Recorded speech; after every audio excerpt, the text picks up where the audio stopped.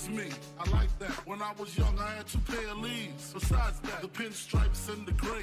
The one I wore on Mondays and Wednesdays. While niggas flirt, I'm sewing tigers on my shirt and alligators. You wanna see the inside? I see you later. Here come the drama. Oh, that's that nigga with the fake. Wow, why you punch me in my face? Stay in your place, play your position. Here come my intuition. Go in this nigga pocket, rob him while his friends watch it. And hoes clock it. Here comes respect. His crew's your crew, or they might be next. Look at they man, big man, they never try, so we roll with them. Stole with them, I mean loyalty. Niggas bought me milks at lunch. The milks with chocolate, the cookies, butter crunch, 80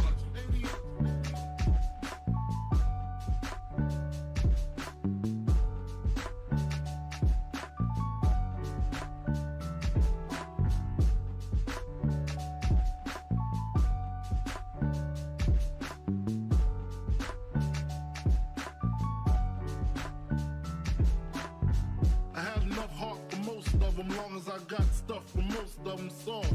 Even when I was wrong, I got my point across. They depicted me the boss. Of course, my orange box cutter make the world go round. Plus I'm fucking bitches ain't my homegirls now. Start stacking, dabbled in crack, gun packing. Nickname Medina, made the scenes, took my Ninas. From gym class to in-glass, pass off for global. The only nigga with a mobile. Can't you see like total? Getting larger in waist and taste. Ain't no telling where this felon is heading. Just in case, keep a shell at the tip of your melon. Clear the space. Your brain was a terrible thing to waste.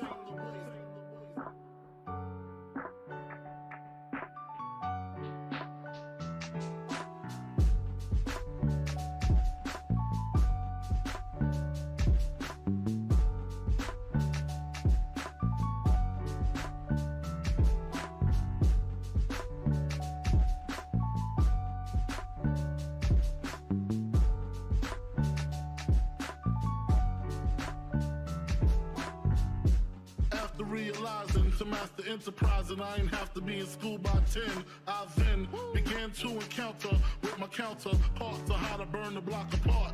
Break it down into sections. Drugs by these selections. Some use pipes, others use injections. Syringe sold separately. Frank the deputy, quick to grab my Smith & Wesson like my dick was missing. To protect my position, my corner, my layer. While we out here, say the hustler's prayer. If the game shakes me or breaks me, I hope it makes me a better man. Take a better stand. Put money in my mom's hand. What is going on, guys? We're back with yet again another edition of Notorious Unscripted. Ladies and gentlemen, we're back on here with the 39th episode of Notorious Unscripted, man, and we are back with episode 57 of the Notorious Sales Podcast itself, man. And as you can see with this beautiful backdrop, we are on here with episode 39 of Notorious Unscripted, and this is the Blood and Guts edition, as you could tell by, again, this beautiful backdrop. Not once again, but first off, if you guys do not know how this podcast works, man, Mondays we got Notorious Unscripted, and on Fridays we have the news here for you guys, man. So, yeah, man, welcome to the Notorious Unscripted Blood and Guts edition of the podcast, man. So, yeah, bro. Also, this is first time watching, guys. Do not know who we are here at the Notorious Sales Podcast. I am Johnny Mayhem, one half of the host of this show. And as for the other half, we got my man Sir K here. How's it going, man? It's going good, man. It's going good. Got that new phone. Well, I didn't get it today. Comes tomorrow, so I get that tomorrow, bro. I mean, got the schedule for this week. Worked 3 days this week, so that's nice, man. And what days? Wednesday. Which those are one of the days that I, requested that I don't work, but I'll figure out that road when I come to it. And then Saturday and Sunday. So, oh, nice. Hell yeah, bro. So, simple as hell, but cool as hell, bro. And I hope I get that fucking phone tomorrow because I need it to download the Home Depot app because the iPhone 6 cannot. But other than that, bro, I've just been chilling, bro. We've been playing Resident Evil, bro. That game went crazy. And it's still going crazy, bro. I can't wait to play it later on, man. But overall, just chill out today. Fell asleep right before Raw. Woke up 8 o'clock. Spared the first hour of Raw for me. But then with the format of Raw, there's still 2 hours left. So I got to watch Right. the whole rest of the 2 hours of Raw, so that's just great, man. But other than that, I had a good day, man. What about you, though? How was your day, bro? Yeah, bro. Yeah, I did not. I just went to work today. I went to work Oh, and shoot. came home and watched Monday Night Raw, bro. So that was my day. To sum it up, Mm-hmm. yeah, it was nothing special. But yeah, it was nothing bad. Just a regular day, I guess. So yeah, man. Yeah, so yeah, oh yeah, Resident Evil, bro. Yeah, that game is It's amazing right. so far. Amazing. Mm-hmm. Yeah, man, nothing else really, bro. So uh God, God, did Fuck. you watch Raw, man? Did you watch Monday Night Raw? Although I missed the first hour, yes, I did. I have watched the Monday Night Raw, sadly. It's the torture. It's the torture I put myself through every week of Monday Night Raw. What about you, man? You watch it? Sorry, I had to fuck with my lighting real quick. It looked Oh, you're weird. good. Okay. All right. Yeah, bro. So, did I watch Monday Night Raw? Yes, I did. Unfortunately, man. Honestly, from this episode of Monday Night Raw, there's not really much for me to talk about other than a couple different like things that are pretty big. But it was just one of Yeah, those episodes where it was just. I mean, they're all fucking boring, but it was just one of those ones that was just like, like super boring. yeah, just. This Wasn't this a go show. home show too? Yes, this was the go home show to WrestleMania Backlash, and Couldn't tell. man, yeah, you really couldn't. This, as I was watching the show, bro, this show needs 100% to go back to 2 hours, bro. Like, Mm-hmm. Jesus Christ. Fucking hell. This show just sucks, bro. Yeah, God, yeah. There's really no much more to that, man. That's all I could think while I was watching it, man. I'm like, God, this show really needs to go back to 2 hours. Yeah, it's fucking it's ridiculously bad, man. Bad. But unlike all the other weeks, we're not actually going to be starting with AEW because we will be going over AEW last. Obviously, being that this is the Blood and Guts edition of AEW, and we have a pretty big topic, Mm-hmm. which, as you could tell by the title of the video, to talk about, man. Who did it better, NXT with War Games or AEW with Blood and Guts, bro? We'll get on to that in a little bit, but I guess we could talk about SmackDown first, man. Not much to talk about SmackDown as all the weeks, man, but Mm-hmm. the one thing about SmackDown I felt that we could talk about, or that we should talk about as well, is the fact that Jimmy Uso, bro, Jimmy Uso He's is back. back. He is back.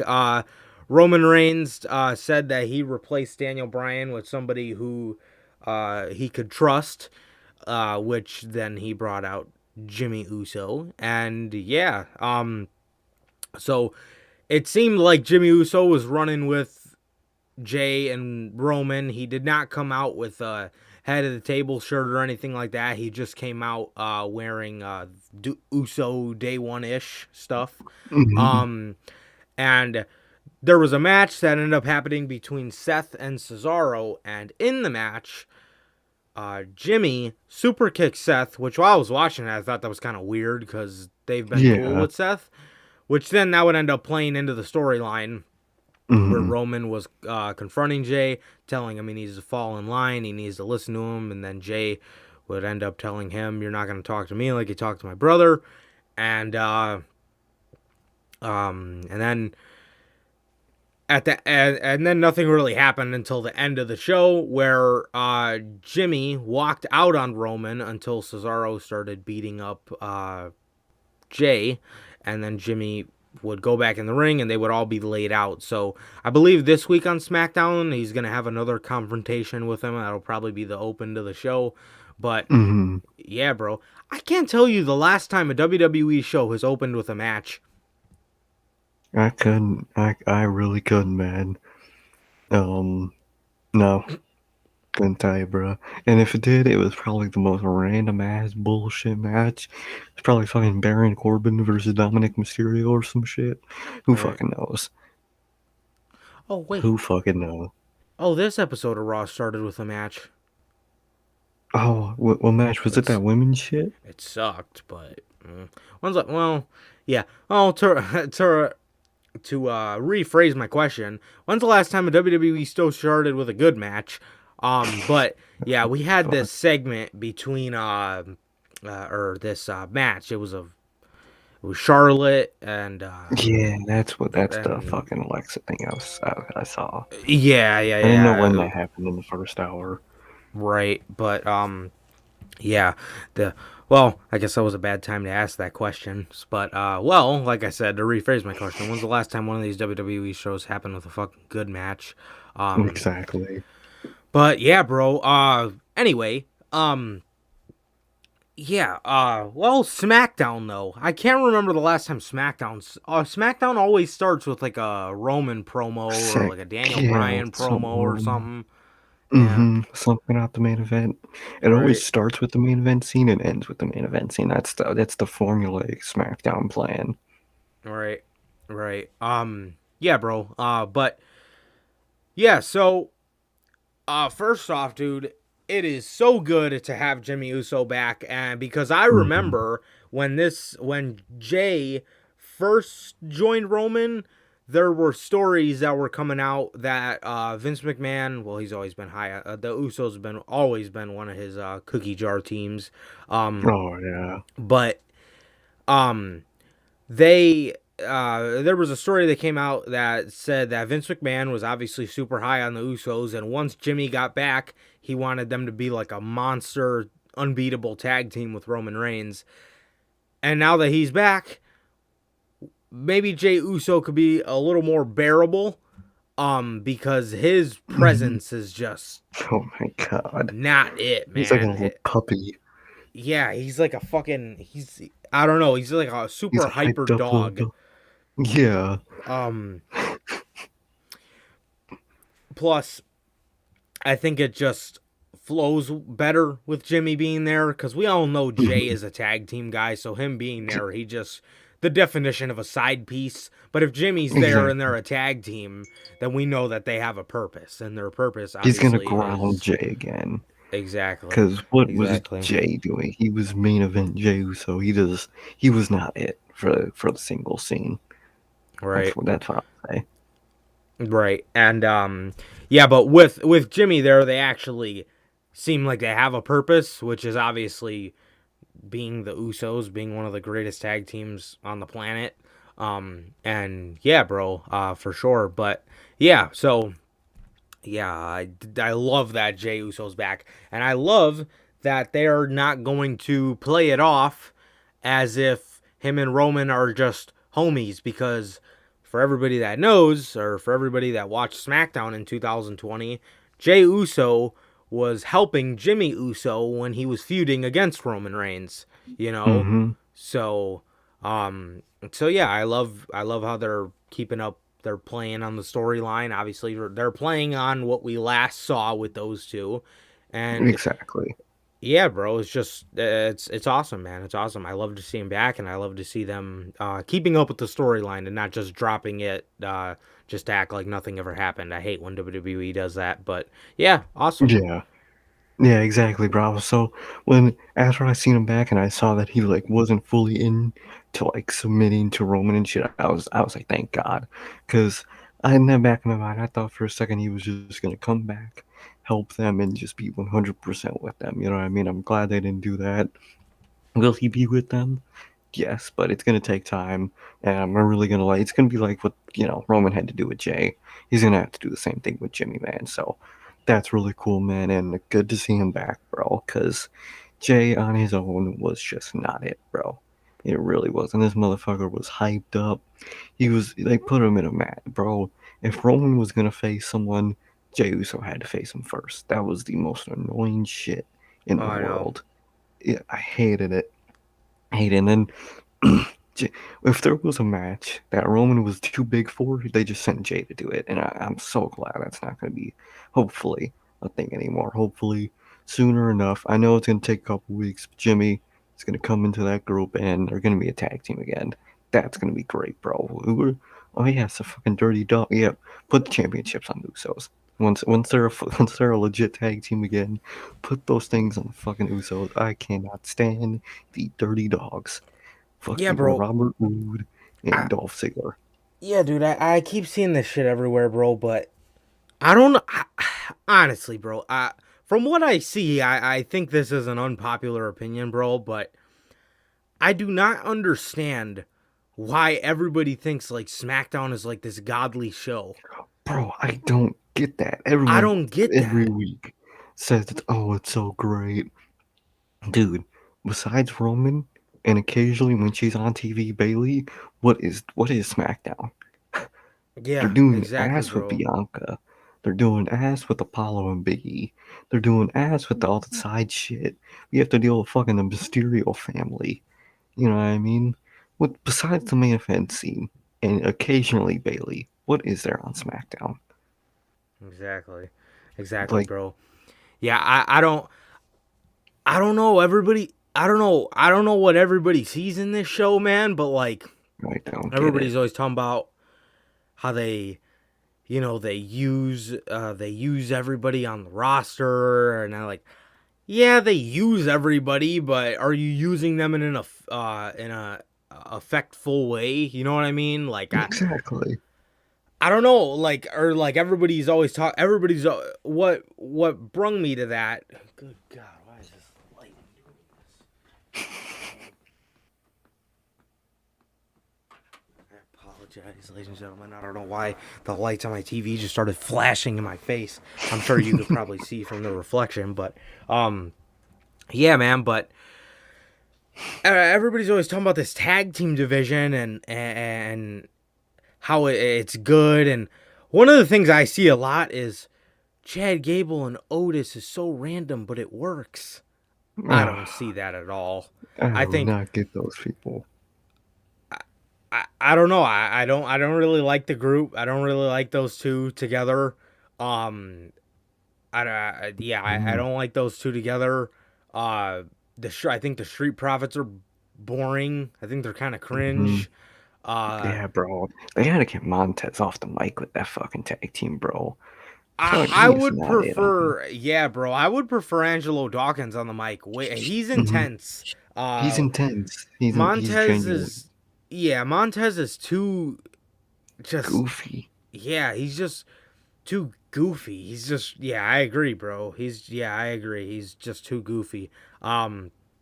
What else? What else? What else? Who else is in that? Oh, the Dirty Dogs.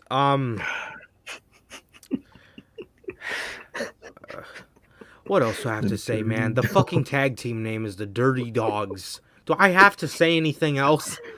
I mean, And come on. DAWG dogs. Isn't that how they spell it Yeah, too? DAW dog, dog. The dirty dogs. Oh man, Yeah, that shit is so bad. Bro, I don't get it, what are they? Look what they turned Bobby Roode into, bro. They turned this man into a dirty dog. bro. Every every time, man. Every time I see him, well, I don't know. I listen. I don't want to compare this guy to the Ascension, bro, but like Oh my, every you're time close. every time I see him, I think to myself, man, like, is this worse than the Ascension? Because like, look, when you would look at, like, sure, the Ascension weren't on TV, but when you seen the Ascension, at least this is how I think about it, bro. Like, just from my perspective, bro, like, at least like the Ascension were never on TV, but like when you did see them, I They thought were to myself cool. like, I thought to myself like, man, like these guys were so cool at one point. Like these guys were a Same. badass tag team, but like, bro, when I see Bobby Roode, I don't even I have feel flashbacks nothing. to his glorious days. Like I don't think to myself, man, this guy is my second favorite NXT champion of all time. Like I don't even like. Nope. It's almost like I don't even remember it half the It's like time. he's a different person. You know what I mean? Yeah, bro. It's like he's a completely different person. But like with Connor and Victor, like when I seen them, I'm like, wow, these guys suck now. But also, I'm like, man, like these guys were like badass fucking or a badass tag team And every time I in saw them, NXT. I thought, hey, they could be fixed if they just do this. But we're at this point with Robert Roode, he can't be fixed. Hmm. He's doomed. He was doomed and he is doomed. But with like the Ascension, every time I saw them, even though they were ass at that point, I was like, wow, if they just do something cool with these dudes. I always thought they just put these two, Aleister Black and Yeah. NXT, unbelievable career change. And in that point in NXT in that 2018 era, they would have rebounded Oh 100%. yeah. But like with Bobby Roode at this point, no matter where this motherfucker goes, he ain't rebounding. Even much as this pains me to say, even if this motherfucker would go to AEW, it will never be the same. It Yeah, won't. because he won't be able to use the song. Exactly. So it's like, what the fuck? Song is what made him.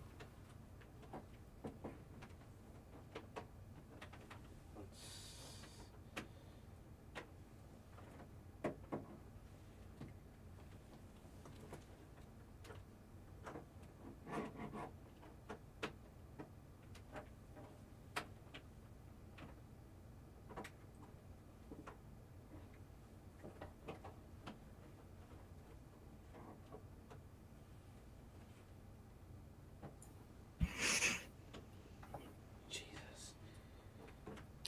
Is your light doing it? Yeah, bro, I don't know. This shit's all fucked up. Sorry, ladies and gentlemen. I am fixing my lighting. Is it I the don't know why. LEDs or like your Yeah, it's like lighting? the the uh the LEDs on my TV keep fucking shutting off, and then they'll start flashing colors on my face. Oh shit. What the fuck? That's weird. Alright, Makes no sense. I think I got it. Jesus. Is your TV turned off? It wasn't, but I don't know. I don't know. I had to turn on. The reason I was gone so long is I had to turn on my Fire Stick so I know it wouldn't shut off. I'm dead. I just Okay. had to go run and do something too, so you're good, bro. Yeah. What's Yeah. the fucking timing of that shit? I'm dead. Yeah. Right. Sorry about that, guys. I'm sorry about these. Yeah. I don't know. I don't know. It's fucking bitch ass lighting. Yeah, bro. So, yeah, Bobby. Yeah, I don't. Yeah, I don't.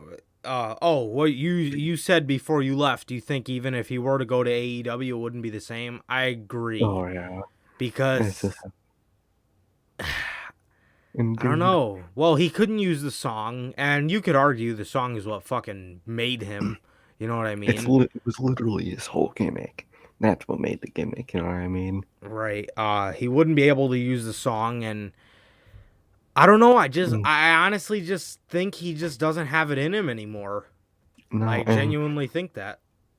can Bobby Lashley, fuck Bobby Roode doesn't step a foot on the MJF, bro. That's just how it is. You know what I mean? Maybe Not anymore, no. maybe that old Bobby Roode, maybe. Oh But yeah. like, Oh, I but don't know. because you gotta imagine that old Bobby Roode though in a TV 14 setting. True, he was already telling fucking Roger Strong to Roger fuck his Strong's gonna wife. plow his wife. So who knows what he'd be saying? But overall, I would have to give the edge to MJF. That's just me, bro. What is that? 2016, 17, Bobby Roode. It's tough. Ah. Oh, that is tough, bro. Because Bobby Roode. Oh God, who has better matches? 2017 Bobby Roode or MJF? I'll probably have to give that to Probably Bobby MJF. Roode. I don't know. I Bobby can Roode. probably. I Bobby mean, Roode he had a wasn't lot the of. best. He had a lot of good matches too. He did, but MJF's a great storyteller. I don't So know, man. on the mic, I think Bobby Roode overall sounds more polished, but I think MJF has That's better true. intensity. He does. He has. I think he has better intensity, but Bobby Roode's definitely more polished. But that's Oh just yeah, his like age and shit. on the mic, yeah, his experience, I think he's a lot more polished. But like I said, I think Max has better. I think he has better intensity on the mic. Exactly. Definitely, bro. Yeah, yeah, bro. But who would I give the edge to? Ooh. It's tough. Overall, probably MJF.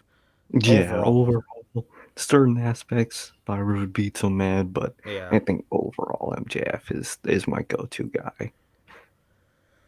Yeah. Yeah, bro, for sure. But Yeah, attention. I think all those like suit wearing guys, I think the three best like suit wearing kind of heels I've ever seen, bro, would definitely be between not between, it's definitely these three guys, but MJF, Bobby Roode, and The Miz, like those just suit Probably, wearing cocky fucking heels. I think it's probably, be bro. those three. Like 2016 Miz, 2017 Bobby Roode, and MJF now, I guess. hmm Yeah, the man, good stuff. That, Good that is stuff, what a bro. piece of great shit. Hell yeah. Yeah, Fuck. but yeah, for sure, bro. But yeah. Oh yeah. So back to SmackDown, bro. Yeah, I don't know, man. I don't know. It's like I don't understand what everybody sees like in this show. Like, yeah, they're Initial. giving Cesaro a spot now, but like this is a one and done for him. No, he's Exactly. not even sniffing that championship. You Oh know. no, not nearly. Unless if this, okay. If he after this loss to Roman, if he still looks good and he goes on to win that IC title, he might have a chance in the future for a good career in this company. But if he loses to Roman and just does fuck all for the rest of the year, he was doomed. One good run with Roman does not make you the fucking best. You know what I mean? It would not warrant a re-signing if I was him. So if by the end of 2020 we could say that Cesaro had a good year overall, I'd say they did right by him this year. But if not, then he's obviously because to them, I already know. To them, since Roman's great at making people look good while they lose, to them that's all Cesaro will ever need in his career. I Yeah. just know it. That's all they think. So we'll see how it is by the end of 2020. But all the people saying Cesaro made the right decision by resigning, Hell let's no. ask this by December. Let's ask that question in December because Yeah. there's a chance maybe that he made the right decision. But I don't, if I'm a betting man, fuck, I'm gonna say he did not. Can't fucking talk. But if I'm a betting man, I would have picked differently if I was Cesaro, especially with fucking Chris Hero on the Indies, bro. Come on. Yeah. But that's just me, bro. Yeah, I thought his excuse was pretty fucking stupid too. Because his passion's still there. So, Oh my god. bro, there's To an not lose the alternative meeting. now. Literally, you're gonna be Um, fine. yeah, yeah, no. Yeah, Jesus, I don't know, man, I don't know. All I'm saying, bro, I don't think that was the right decision. In fact, I know that's not the right decision because his hopes are never going to match what what the reality is. You know what I mean? Exactly. He can hope that. And listen, bro, if the fucking pinnacle of your career is having a fucking program with Roman Reigns without winning the championship, Bruh. if I hope that's what you expected when you were re-signing with WWE, because Exactly. if I'm a That's betting what man, you need. that's about all they're gonna fucking give him. That's what I Oh believe. god. The Even if he fuck? does win the IC title, look what happened to Apollo Crews after he won the IC title. You know what I mean? Exactly. It's all about the run. Some people, it's not about the chase, it's about the run, and they have not done great by Apollo Crews. They made that man into a joke. Yeah, it's Shame all on that about the man. follow up. It's all about the Yep. follow up. You They know? ain't follow up with shit. Like, Nope. what has Big E been Yeah, since yeah. he lost? I was gonna say before he won the title, this guy was in conversations to fight Roman Reigns. Does anybody talk about that anymore? No. Nope. because they It's fucking almost like didn't that ask fucking for belt him. killed him. I kind of did. You know what I mean? Like, goddamn. And people say this show is the best show every week. How can you say SmackDown is the best show every week, man? Do not understand that. The mid card is just wrongfully booked. They just don't know how to book it. Right. They're doing terrible by Bianca Belair, bro.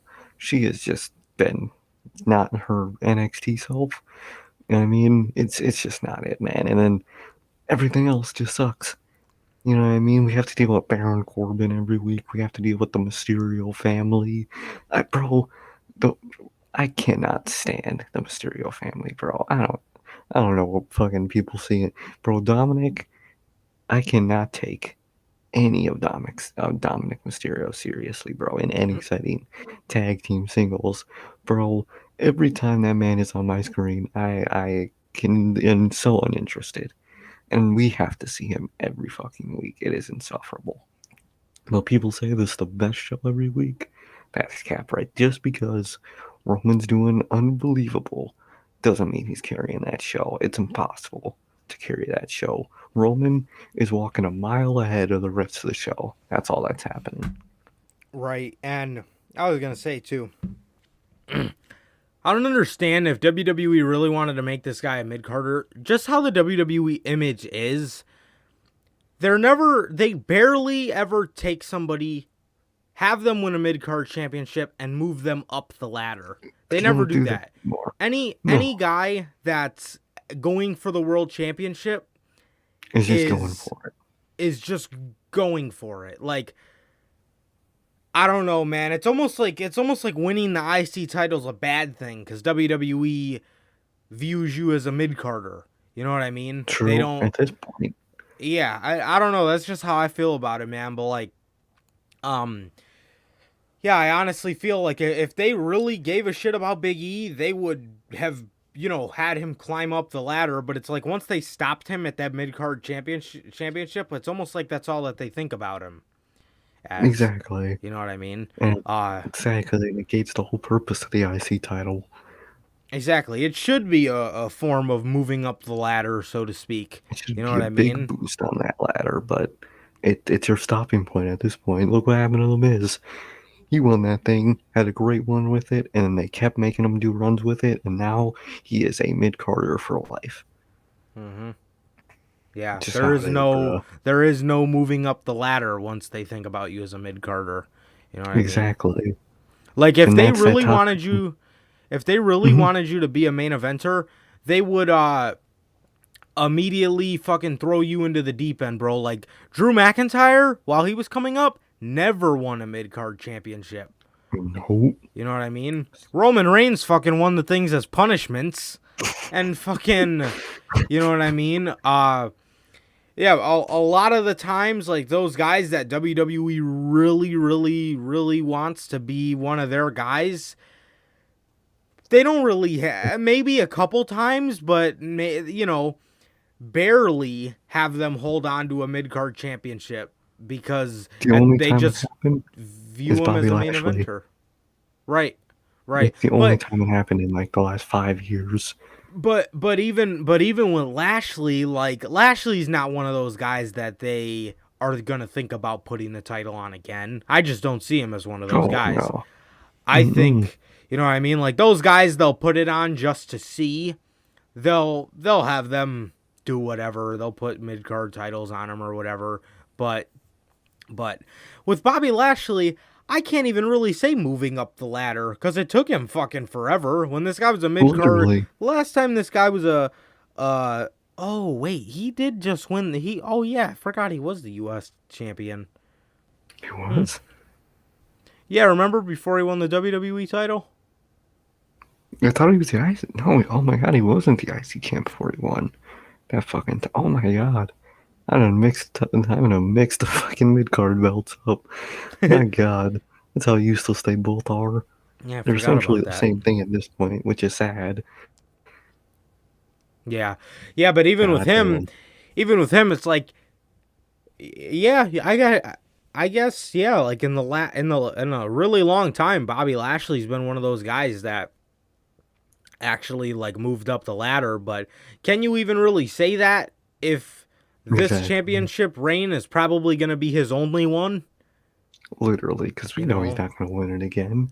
If right? this is if he wins this, he won the title, and they broke up his faction.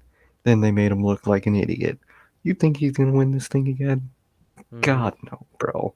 And all I hope is that for at least like another year, it does not go back on McIntyre. It's not even me being fickle against McIntyre. There's just nothing for him to do with that title anymore. no, he's So done everything. not Mac. He's done everything. So don't put it on McIntyre again. But yeah, bro, that IC title, man, it's a death trap. All the mid card titles in this company, it's a stopping point in your career. Once you win it, there ain't no more move it up. Yeah, yeah, man. Like, yeah, after Lashley, had Daniel Bryan would have stayed, I'd have had him go over to Raw, to be honest, because Mm-hmm.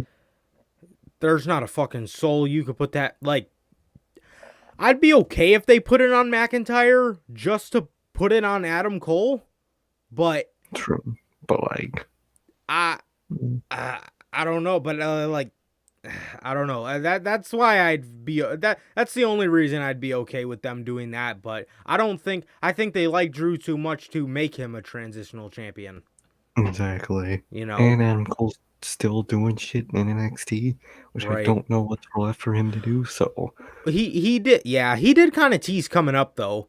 Well, it was on yeah, NXT programming, but he kind of did tease. He said one of the newer like interviewer guys, he's pretty good actually. He did tell that guy, whatever his name is, uh, he doesn't know, or he's not gonna let us know what show it's gonna be on, but just know we're gonna oh get the best Adam Cole. So I don't know what that no, means. he's probably is moving then. Yeah, I don't know when, but yeah, I'm not sure. I'm not sure. I don't know why they got him acting like a badass. Like he didn't just fucking lose to Kyle O'Reilly at fucking To Takeover. Mr. Cool Kyle, yeah. I Yeah, already see they but announced the date. We'll probably talk about it in the news for the next takeover. oh, in your house? When is it? What Mhm. month? Next month. June. Thankfully, it's not this. It's in June. Thank God it's not this month. Just another random. Can't believe they're doing it in their house again. I guess it's gonna be a yearly thing. Yeah, I'm guessing. As well for as long as they're in that Capitol Center, wrestling Yeah, true, center. true. Because once, yeah, I don't really see them naming those takeovers once they go back to doing, takeover New York and takeover Mhm. Chicago and takeover fucking, I don't know, North Korea. I don't fucking know. Oh God. Um, uh, but, yeah, yeah, man. But, what is it? What were we talking about? SmackDown was the Oh, overall topic. oh, right. Oh no, we were talking about the WWE title. Yeah, I don't know, man. I don't know. That would be the only way I would be okay with them putting it back on McIntyre, because then you could play into him and Adam Cole's history. But hmm but other than that, bro, I don't know. I really don't know what you do. Bray Wyatt hasn't been on the show again. I guess with that we could just transition over to Raw right now. Yeah. But I don't know. I don't know what the fuck is up with Bray Wyatt. But yeah, man, I don't know. I don't know what these people are doing, bro. And Um, one thing I noticed about that new Alexa Bliss shirt, it has the mhm. Jack in the Box, but on the shirt it's a lily that's coming out of the Jack in the Box, not the Fiend. So are they just erasing like the Fiend from Alexa Bliss's history at this point? And that's just a little detail I noticed, bro. But I Kind mean, of. I think they might be. Yeah, I guess that just adds fuel to the fire, because I'm getting the same vibes, bro. She does not like, bro. I don't know. So to open the show, we get this 6-woman tag, bro. Charlotte did it. She did it twice tonight. Where the mic picked her up. She is so unbelievably cringy. Like while she's doing like in ring or like, you know, just Oh my monologue where god, she's cringy on the mic, but when she's like not on the mic and she's it's like directly worse. talking to somebody, it's almost like, bro, she got in Rhea Ripley's face when she was facing Asuka later that night, and is saying to her, I swear to God, bro, we always make fun of her for sounding like a robot. Her exact words, "Oh, you wanna go? You wanna go?"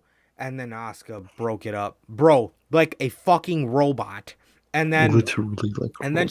she's staring at Mandy Rose while all these teams are having a face off. I hate when they do that. When they run into the Oh, I hate ring, that. they run at each other like they're gonna fight, but And then they just start stop. talking shit. Like Like the fuck? what? Shit looks Like so like stupid. two people are about to go to war, two fucking giant armies. They run up to each other and just start roasting each other. I hate that shit. That'd be like in fucking Blood and Guts. It's like when two teams always run at each other. It's like if they just stopped and just started talking shit. What the fuck? I hate when they do that. Hmm. Yeah. And she's in the ring staring at Mandy Rose. Oh, come on, bitch. What are you gonna do? Like, bro, she sounds like a drunk bitch at a bar. What the fuck? What the fuck are you talking like that for? Come on now. So Alexa Bliss comes out. Oh, while they're doing this fucking standoff, this fucking war standoff. Alexa Bliss. This made me laugh. Not what Alexa Bliss did, but like, imagine if there was a crowd there just watching them set up that whole Oh fucking my that god. whole play Just set. quick as fuck. Just Yeah, running, just assembling it, I'm thinking to fucking getting a myself. wrench. Yeah, I'm thinking to myself because it's in the Thunderdome. I'm like, man, they could probably actually like that. Probably takes so much stress off the ring crew. Like they don't have to work fast because nobody's there and the camera's not on. They could Exactly. probably just fucking. But like, imagine them trying to set that up like while there's people in the fucking In the audience. dark. They just have to Yeah, cut the lights. They're just working in the dark. The lights come back on. It's just some fucked up ass, yeah, it's like poorly half built built. ass swimsuit. That shit would be Fucking great, falls bro. apart and shit. Alexa Nah, Bliss is bro. lucky they're in the fucking Thunderdome. Mm-hmm. Oh yeah. Yeah, but what is it? Uh, oh yeah. So we hear the Firefly Funhouse beat, and Alexa Bliss is standing or sitting on her swing set, laughing, and Lily's laughing too.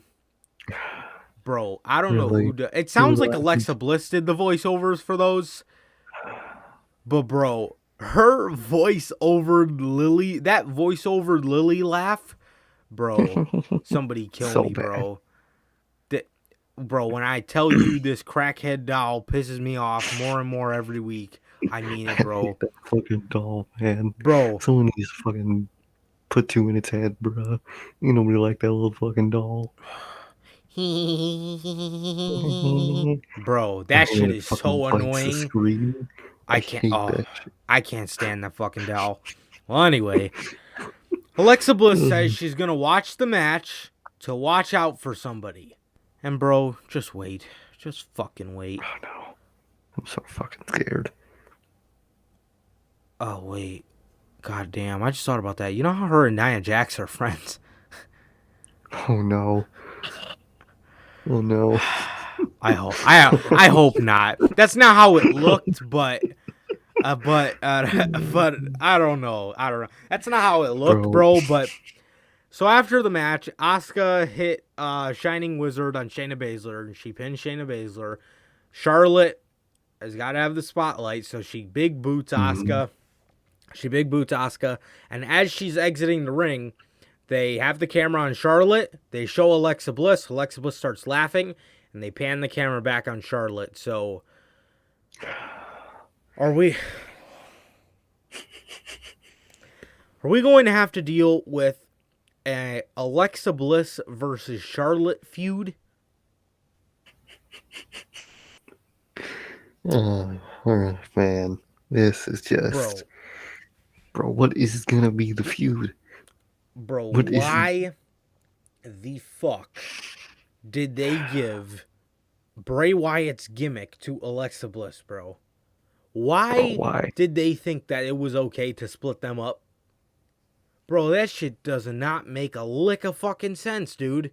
Like, why? Mm-mm. Why? Like, bro, oh my god. I don't get this shit, man. I really don't get it. We're gonna have to fucking see a feud between the off-brand Fiend and the off-brand Tessa Blanchard in the women's division. My God, Bro, where is this man, Bray Wyatt? This man needs to come get his bro. gimmick back. Seriously, bro. This man needs to fucking. He needs to copyright that gimmick, bro. Because this shit ain't right, bro. He needs to take ownership, bro. Because Alexa Bliss is one of the worst things on Raw. Bro, that fucking doll. I fucking hate Lily. That is probably one of the worst things they ever put on their own TV, bro. Fucking Lily, the possessed little doll. We still don't even know what the fuck the story is. You know what I mean? We have no idea. It's just they haven't given us anything. Bray Wyatt, you would have gave us something by now. He would have teased something. He would have gave some backstory on it. The only thing Alexa Bliss said was that she's been in my life and she made me push a girl off a fucking slide when I was little. And they just showed edited pictures of a young Alexa Bliss with fucking Lily. That dumbass fucking bro. Bro, if they put Nia Jax with this woman, I will never watch Raw ever again in my life. Cause bro, oh man, I mean, if they ever need to find a use for the saber tooth, you got the perfect person, Nia Jax. Fucking A, man. Oh, bro, imagine Nia Jax under the spell of Alexa Bliss and Lily. Imagine those segments, bro. Now, bro, what even is gonna be this feud with Alexa and Charlotte? What are they gonna feud over? It's not like Charlotte's a champion unless she wins this Sunday, which at this point I think she is. I think So she it's is like, too. oh my god, we're gonna get fucked, man. I don't want to see Lily on my TV any more than I already have to, bro. Oh man, because this, bro, where is Wyatt at? They done buried this man on Mania, aired a pre-recorded Funhouse, and we haven't seen this man since. This is what you do to Bray Wyatt? Oh man, bro, Bray Wyatt needs to fucking. He needs to run. I think he is running because where is? Don't run. Oh man, bro, Lily is the worst part of Monday Night Raw. I could since Retribution is no longer a thing, 100% the worst part of Raw. Oh, Not yeah. even Alexa Bliss specifically. It's Lily. That fucking stupid ass bro. I'm so glad I missed that fucking segment. Do not want to hear that doll laughing. It's already fucking bullshit enough they make it move animated like it's fucking cartoon. Man, get Alexa Bliss on my TV and give that gimmick back to Bray Wyatt, bro. Who the It fuck doesn't. thinks that Oh, this shed is creepy? if you That's what I think want to know. this is creepy, and every week I'll check Twitter and people's reactions, they're creeped out. You know what I'm creeped out by? This god awful booking. That's what scares me right here. Not that fucking stupid little doll. Bro, you know what happens if I see that doll in my room? I'm punting the bitch. How is that little doll creepy? You know what I mean? If I'm Charlotte and I have a creepy little doll following me around, I'm gonna punt that bitch out the arena. I'm gonna throw that bitch in a fire. I'm gonna fucking talk. I'm gonna give it to somebody. I'm gonna give it to R-Truth. He won't know what the fuck's up. It's a fucking dumbass possessed doll. What is creepy about it? And they animate it. They animate the doll. Dude, the animation in the fucking 80s looked better in the Chucky movies than they do with Lily the fucking doll. Come on, bro. If you're gonna do Alexa in some inanimate object that's alive, do something cool at least. She already had the Jack in the Box. give that something, you know what I mean? Have that talk, or I don't fucking know. Have it fucking whispered, or I don't fucking know. You could do anything, but Lily is the worst part of Monday Night Raw, bro. This shit sucks, and now we're gonna have to endure a feud between the gimmick stealers. Kill me, bro. Yeah, I don't know, bro. I don't know why these people contemplated ever splitting her and Bray Wyatt up. I mean, I they were really so don't. perfect together. They were perfect. I don't understand this shit at all. Just imagine that fucking doll. But imagine Chelsea Green. Bro, why would she volunteer to dress up like Lily, bro? What the Bro, I fuck? would have had to give her crackhead teeth and shit. That would have been great. Oh, I had to fucking give her some Christ. hillbilly teeth. Oh man. What else Bro. happened on this show? Yeah. Fuck. Oh, that gender shit. Yeah. This is honestly the only other thing that I feel. Okay. Arcade Bro wasn't that funny this week. Oh, really? They didn't really Damn. do much. Randy Orton was just being serious, and Matt Riddle was shocked while he was being serious. But, what happened? Oh, right, Jinder. So this man, Jinder Mahal's in the back, right? This man, Jinder Mahal, is in the back, and he's talking about how he's excited to return and whatnot, and all of a sudden, Revere, I think his name is, and fucking one of the dudes from Indus Share. Let me see if I can pull up a picture.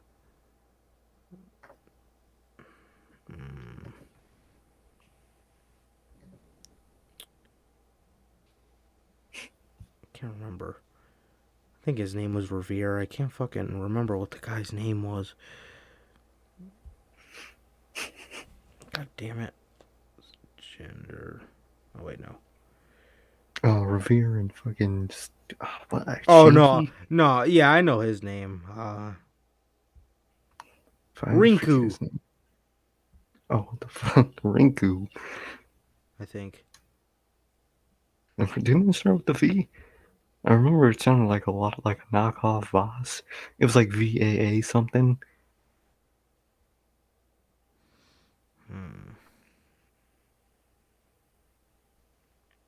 Fuck, man. I Shanky couldn't and... tell you. Yeah, I think it is Rinku.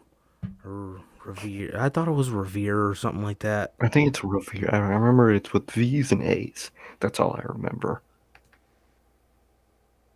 I don't know, man, but one of the guys from Indus Share who... I know he was Rinku in Indus Share, I think. They might have changed his name. Revere, Rinku, whatever the fuck his name is. And Shanky. But pull up on each side of Jinder Mahal, and he starts talking about them and whatever. And he goes out there, and they announce that he's going to be having a match against Jeff Hardy, right? Jeff fucking Hardy loses to Jinder Mahal in a fucking random ass one-on-one match on Raw. So this man re-signed. For you guys to not appreciate him, literally the whole time he's been signed since 2017 for 4 fucking years now. But to lose to a fucking washed up, he's always been washed up, fucking Jinder Mahal on Monday Night Raw. And now he has a faction again. No. Remember what happened the last time this motherfucker was in a faction? Do we not learn They from did our everything for mistakes? him. Literally. This shit sucks, bro. This man, Jeff Hardy, resigned to lose to Jinder Mahal on Monday Night Raw in about fucking 3 minutes. Still no more words, by the way. Whole reason he signed. We haven't gotten yet. Nope. They didn't They even put could him have on put him on Mania. WrestleMania. Yeah, for him Yeah, to use it. that would have been perfect. That pop would have been unbelievable. Don't even put him on Mania, bruh. Jesus Christ, bro. Jinder Mahal being back, bro. My quick thoughts on this fucking guy. Didn't anybody even realize that he was gone? I mean, who gives a Nope. shit about this guy I couldn't Jinder tell you that Mahal, he bro? left.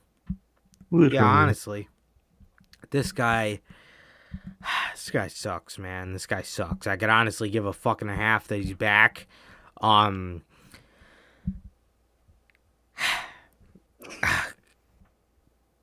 I don't know, man. I don't know that this show has done. So they brought Jinder Mahal back before they brought back Keith Lee. So Keith Lee's not on the show, but Shanky and Revere and fucking Jinder Mahal are on the show. Let alone getting clean victories over Jeff Hardy. Oh man, bro. You know what I just thought of? What's up? If Drew McIntyre wins that WWE title, who is going to be his opponent after Braun Strowman? Who did they want it to be last year, but they didn't do? None other than Jinder Mahal. Oh shit. Forgot about that. Jinder's back. He's winning. I think Drew's about to win that title back, sadly. Bro, don't tell me at SummerSlam we are going to get Drew McIntyre versus Jinder Mahal. Bro, this SummerSlam is going to be so bad the way it's panning out. We're going to get fucking Charlotte and Eva Marie, Drew McIntyre and Jinder Mahal. We're going to get fucking, who knows what for the SmackDown Women's title. We'll probably get fucking some random shit. Oh man, bro. For the Raw Tag Team titles, we'll probably get fucking Omos and AJ versus fucking God knows who, fucking Ivar and fuck Eric Ivar, just him. Bro, I think that we are going to get Drew McIntyre and Jinder Mahal because they wanted to do it last year. I remember they really wanted to do it last year. Oh man, and he beat Jeff Hardy, bro. You re-signed Jeff Hardy. First of all, back in 2017, and ever since then, they treated him like shit, bruh. And look at him now. This man took an L after fucking barely being on TV. Well, all of 2021, this motherfucker comes back to TV and loses to Jinder Mahal. Oh man, even bro, Matt Hardy on Twitter after that done posted a gif of him and his brother together, bro. Fucking free Jeff Hardy, bro. Come on, bro. Oh my god, Matt posted that? Yeah, he posted that gif of them as it was the gif of when Jeff won the WWE Championship when Matt went and hugged him. He posted that gif. So Wow. hopefully they could free my man Jeff Hardy, bro. But Okay, man, so mhm. Sarav is the guy that spoiled the main event Oh. of Great American Bash. Rinku, who is now Veer, Veer. Veer was Rinku, and he was the shorter one, which he does not look like a muscle in the group. The guy's fucking shorter than Jinder. He doesn't look like the Really? the big muscle to me. And Shanky is just tall and thin. He definitely doesn't look, this fucking group just looks this group just looks like shit. Shanky looks like a fucking 15-year-old boy they just snagged from fucking India who was trying to make it to the NBA, but he didn't have a fucking basketball hoop at his fucking house, and they shankied him from fucking India and brought him to the fucking Monday Night Raw to be with Jinder, bro. This guy looks like a... Is it just me, or does Shanky look like a fucking little child? I haven't seen what he looks like. Let me see if he has an Instagram. I'll send you Little this shit, Shanky. bro. I'll send you this video I'm looking at now, bro. Oh God. And Veer, Oh, what the fuck? why does this guy still have his Inda Share face paint on? That shit looks retarded, bro. Literally, bro. Yeah, bro. Shanky looks like just a fucking 19-year-old kid they took from India. They This look motherfucker looks like. they fucking snagged him from fucking India, and he was fucking, bro, he was My trying, God. like I said, dude, he was trying to make it to the fucking NBA, but he realized he didn't have a fucking basketball hoop at his fucking house because he's It's so so. fucking tall. And it looks like Jinder Mahal came to his fucking house and recruited him to be in fucking uh, another one of his stupid factions. But yes, Oh, man. Rinku is this guy, and he does not look like a muscle to a faction. I'm looking He at does this not. fucking group right now, and Shanky looks like fucking Dominic Mysterio could shank his fucking ass. You're What the fuck? God, bro. Dominic's more fucking intimidating than Shanky. What the And why fuck? does he This. have this fucking awkward face paint on both of his cheeks? This guy's got his whole fucking forehead painted. It looks like he's fucking trying to be Jeff Hardy or some shit. Like, is it just weird? Does he kind of look like fucking Indian fucking Jackson Riker at first glance? The big beard, the slick back hair, from what I could tell. He kind of does. A little bit. And Shanky over there looks like fucking just sort of some random kid they got off the fucking streets. Bro, he's just a guy in a tank top. He's just tall and lanky. Looks like a fucking Indian MGK. What is this faction? What bro? Whoever gets beat up by this faction is dead. If you get beat up by Shanky, you need to reevaluate your life, bro. He looks like the fucking biggest geek at the fucking lunch table. You know what I mean? Yeah, God. And they beat Jeff Hardy, bro. His company's doomed. You can't be doing that, bro. Jinder. Now we're gonna have to deal with Jinder on TV, bro. Oh man, we're gonna have to fucking see interactions with him in the mid card. Oh, bro, I am not excited for this. Not at all, man. Yeah, this shit sucks, man. And then obviously we'll have backlash predictions on Friday. But yeah, you could be right, bro. You could be right. But other than that, what a shitty go home show. This shit Mm-hmm. sucked. This shit sucks, bro. Yeah, this was awful. Fucking awful, Mm-hmm. bro. Yeah, that's all that happened on Raw that I kept an eye out for. Yeah, the only other thing was that injury from Umberto. Oh, Other that than looked bad, bro. that was bad, bro. So that Sheamus' fucking ass fucking fell right on his face. oh, He sat on bro, his face, bro. that shit was fucked, bro.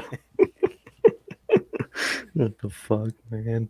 Yeah, bro. I only hope that fucking, even though I'm not a big fan of Umberto, all I hope is that Vince McMahon doesn't absolutely hate this man after this fuck up. Because, I mean, it's fuck up. People fuck up. And, you know, Remember when Vince he was McMahon. like pissed at Nakamura for that like exploder suplex that went wrong?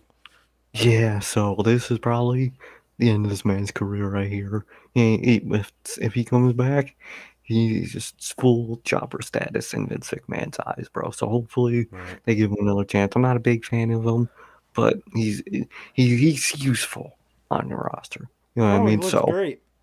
mm-hmm. He got ripped. That's what every jobber in this company does now. They get ripped to try to get over. They don't. So hopefully they don't give up on him, man. But from their track record, I think that was his career right there, bro. Yeah, I don't know why fucking. God, I did not take this video down. Bro, Shanky looks like a fucking member of the Shield. Fucking Veer. Fucking Iveer. Can't wait to see Iveer versus Veer. Bro, Fucking Ivy. this guy's still in his fucking Inda Share attire. And fucking Jinder Mahal. He looks like fucking Jinder Mahal. he looks like a fucking idiot. He always looks like a fucking idiot. But One of the comments in the fucking video sent me, it says, the tall guy looks like he's Ginger's 17-year-old cousin that follows him around so he could feel grown. Bruh, that is exactly what we said, bruh. He looks like a fucking kid. bro, this man looks like a. I kind of want to look up how old he is. Bro, watch him be like 32 or some shit. There's one comment that says, I thought it said Ginger should go to AEW. It says Jeff. That would have been hilarious. This group just does not look like a faction. It just does not look like a faction, bro. They really don't does look like a not. team. They're all in different attires, different colors. Fucking Veer's still wrestling in a fucking skirt, bro. Get with it, Oh, bro. man. This shit is not How it. did this fucking faction pass fucking TV check? What the fuck, man? Yeah, bro. God. So, moving on to AEW, bro. Obviously, in the beginning of the show, great promo for Miro. We got them pretty much confirming that it's going to be Orange Cassidy versus Kenny Omega at Double or Nothing. And we also got Cody beating QT Marshall, bro. But if you want to hear our full thoughts on that, bro, we fucking had a rant on that on last Friday's news, man. Cody won, and I don't get it because, listen, even though we're not fans of QT Marshall and the Factory by any means, we've been on here every week talking shit about that faction. But one of my points was I don't understand why Cody won that match when QT Marshall is the one with a brand new faction and should have won to somewhat legitimize the faction. You know what I mean? But bro, no, Cody ain't fucking Roman. He's not fucking making people look good while they're losing. It's the opposite, bro. Cody thinks he makes people look great when they lose. By him, they do not. They look terrible. Cody is just like terrible. shit. Lance look like shit. Fucking QT Marshall looks like shit. There was a couple others too. Looked like shit because it didn't look good for Brody. It did not. When he beat Brody in the dog collar match. I mean, come on. This guy, bro. I think Ric Flair said this, bro, or some legend said this. I can't remember which one it is. Somebody who is truly good, who's a truly good professional wrestler, makes others look good. Does not just make themselves look good, bro. And this man, Cody Rhodes, only makes himself. Yes. And in this age of wrestling, and it's so true, when you only make yourself look good, or when the intention is to only make yourself look good, you make yourself look like shit. You make the other person look like even more shit. You know what I mean? Because fans are smarter these days. We know what's going on. You know what I mean? So instead of looking like a beast, and only making yourself look good, you look like a fucking dick. Exactly. When Drew McIntyre buried Austin Theory, Angel Garza, and Andrade, we were like, that looks like shit on him. That looks like shit on him, and it looks like shit. It makes those guys even look more like shit. But yeah, bro, Cody made QT Marshall look like shit. He made his faction look like shit.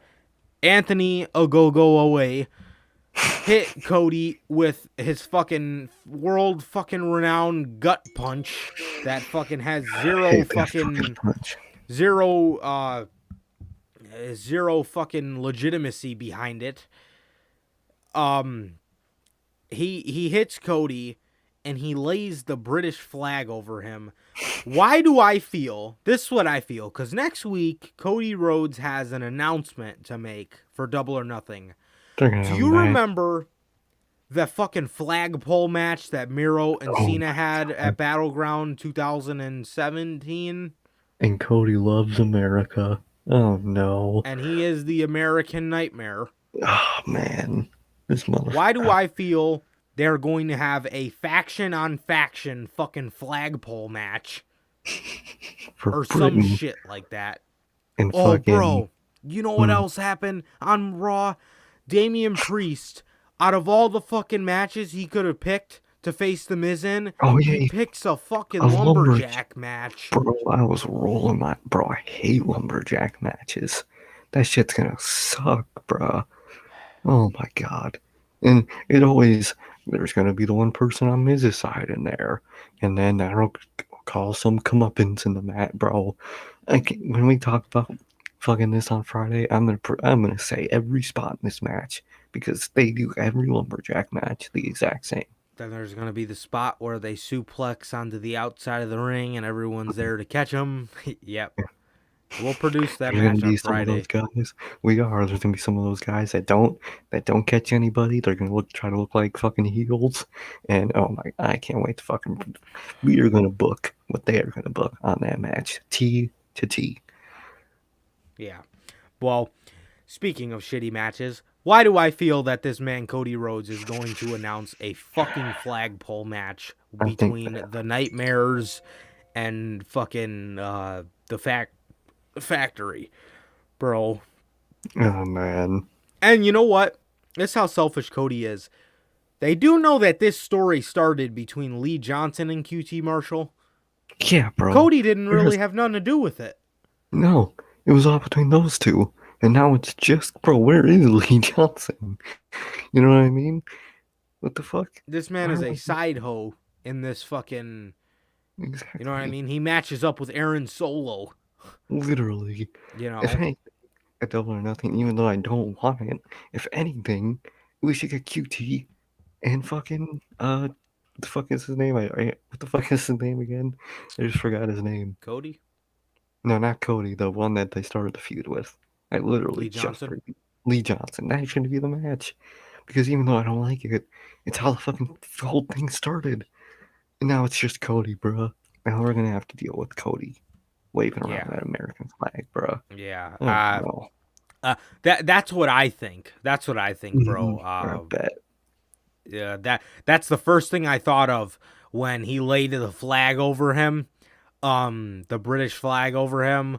The first thing I fucking thought, man, when I seen Cody's got a Double or Nothing announcement, I thought, oh, they're gonna have a fucking faction on faction, fucking capture the flag match, a fucking flagpole match. Jesus Christ. Oh man, this shit's doomed. Yeah, bro, Oh, and imagine other a cinematic paintball match, capture the flag between two factions. Jesus Christ. We're gonna have a cinematic match on fucking on like a big ass field. They're gonna be fighting and fucking you gotta capture the flag. Shit. Oh man. This company's Cody Rhodes is doomed. They need to get, man, I can't wait to talk. Did we talk about his heat yet on this? Yes. Yeah, we talked about that Friday. Okay. Yeah, that's what led us on a fucking huge Cody rant. Remember that one on Friday? That one, I think that one was our best one yet, bro. That was my favorite one. Cody. That was a really good Cody rant. After this and watch that, man, that's basically our whole thoughts about Cody Rhodes and why, if something isn't done, he's gonna fuck up this company a lot, bro. And we are going to get a flag on a pole match from Cody Rhodes. Bro, I am scared to see what is next for this, because this man does celebrities, flag on a pole match. Fuck, I'm scared to see what Cody Rhodes does next. Yeah, bro. And other than that, I think that was it. Like I said, good Miro promo. We pretty much got to confirm that it's going to be Kenny versus Orange Cassidy. At Double or Nothing. What else? There was some other shit, but nothing that really mattered. Yeah, it was just a bunch of side shit. But yeah. And then on to the main event, bro. Well, we get the Pinnacle coming out. Yes, Tully was with them. Man, I don't know. Tully's just not it for me. I don't know, man. Tully's just, I don't know. I just think he gets involved too much. You know what I mean? He does get involved too much. I just think he gets involved too much. And like I said, for a company that was built to not be like WWE, a lot of those guys have been on the receiving end of beatdowns from the old veterans. So you would think that they would know what people like.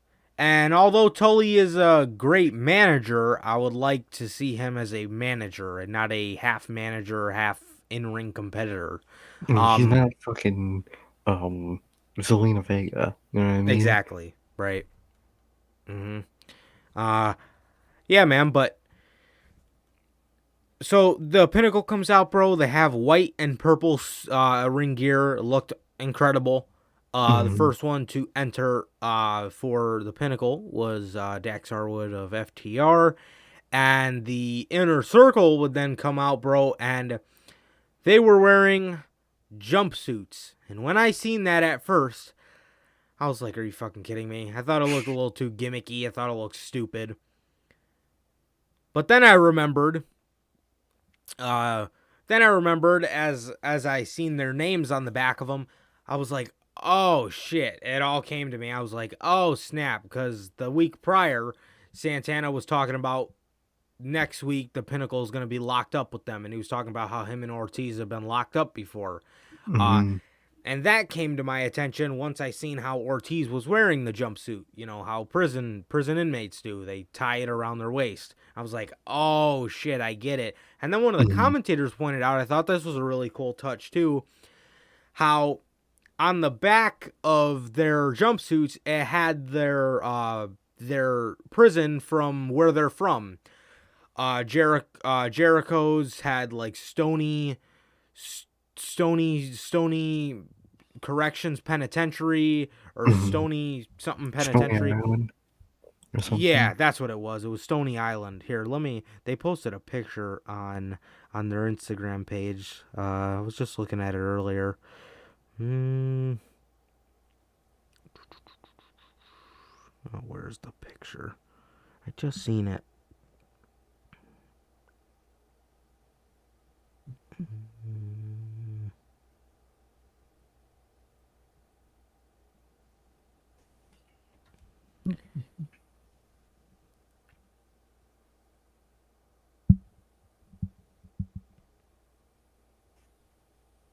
Here it is. Yes. Stony Mountain Penitentiary is what Jericho's had it. Hager's had El Reno Prison. Santana and Ortiz had Rikers Island, and Guevara's had Harris County Corrections. So That's dope, bro. yeah, bro. That when I think Tony Schiavone said it, or Excalibur. I was like, damn, that's really fucking cool how they did that. We were bringing up how, I just have to bring this up before I forget it. We were bringing up how stupid it looks in WWE when they run at each other and start talking shit.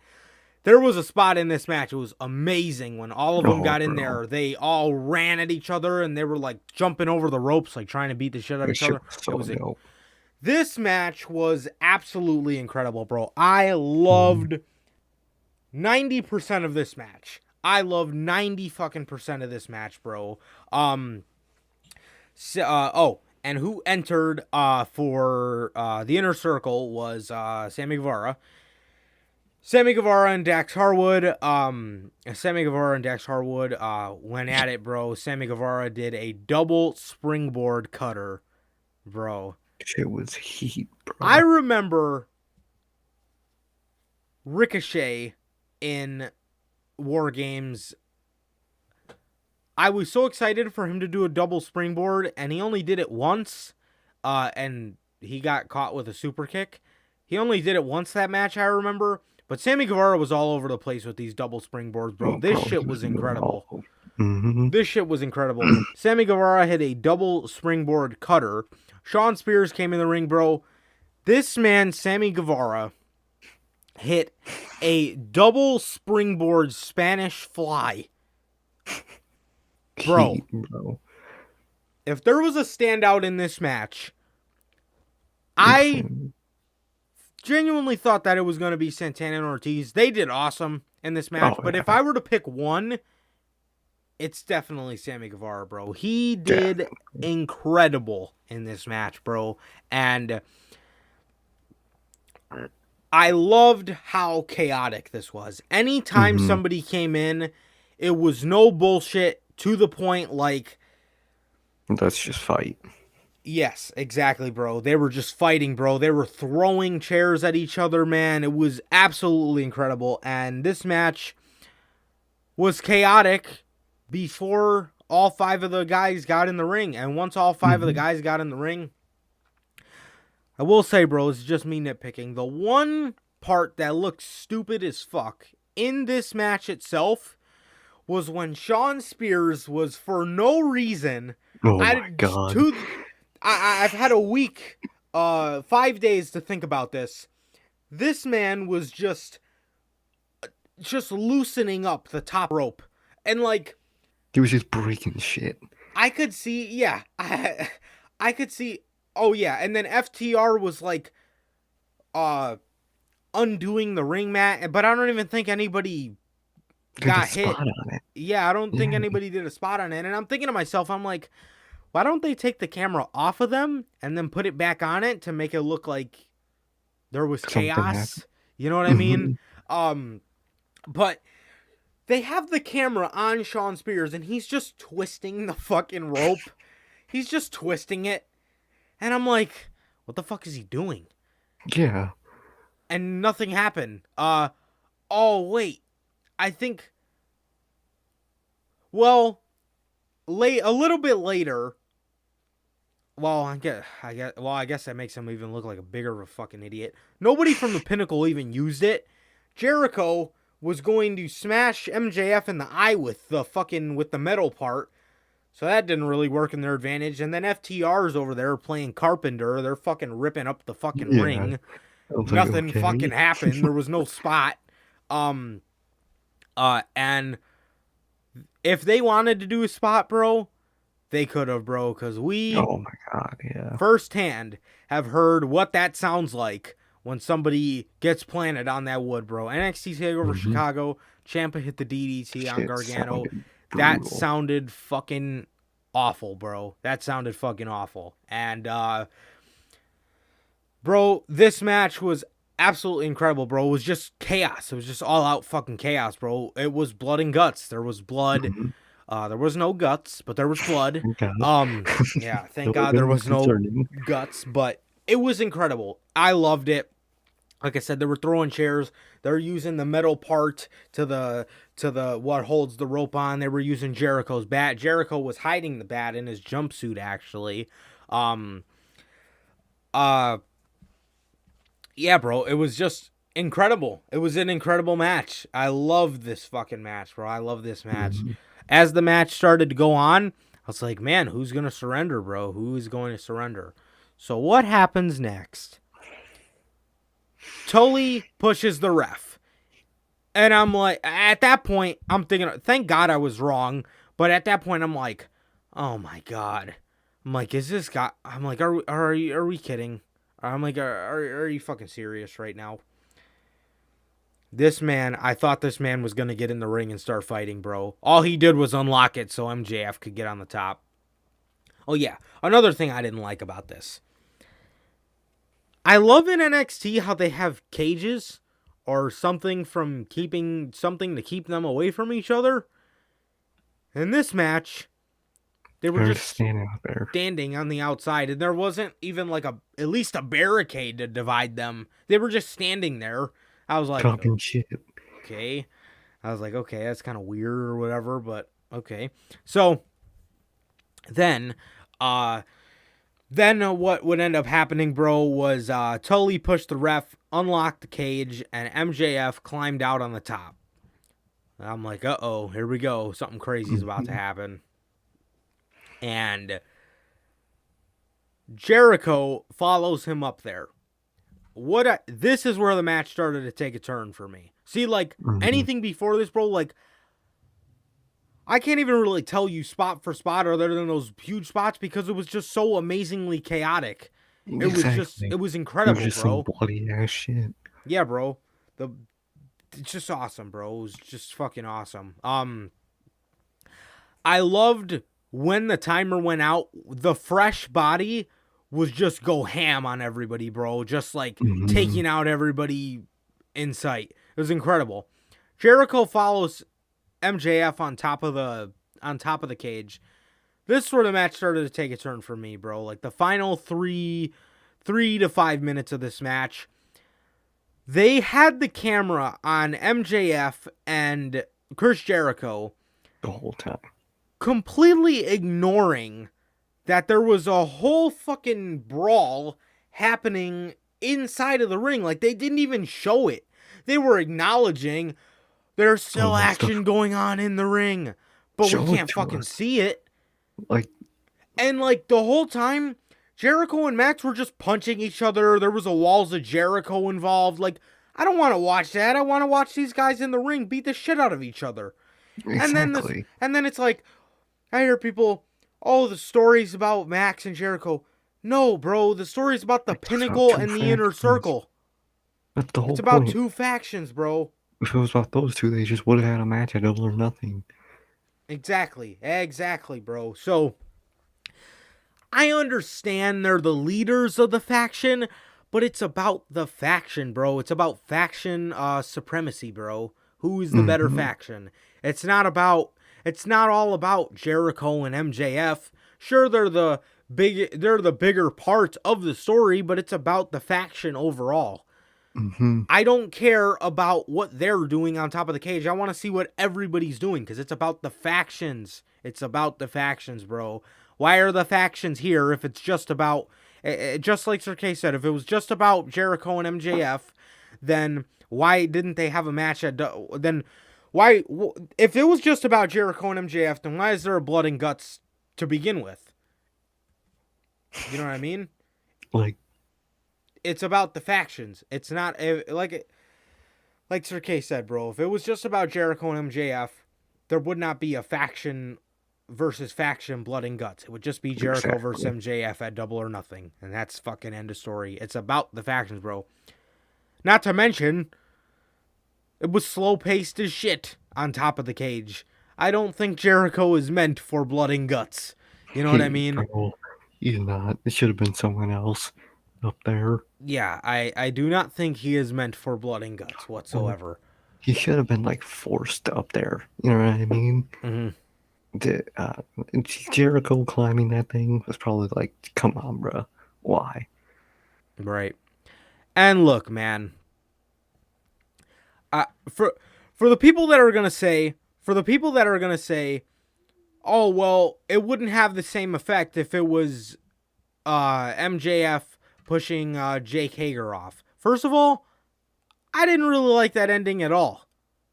Mhm. I don't give a fuck if it was fucking Sammy Guevara getting pushed off by fucking Tully Blanchard. You know what I mean? I didn't really think that was the way to end it. So Jericho gets low blowed, bro. This man was just standing on the edge of the blood and guts, just holding his dick. Like, I understand it hurts, but like, you know you're at the fucking edge of the cage. You could walk. It hurts, but you can still walk. You're gonna walk like This man was just standing there. This man was just standing there. And MJF screaming,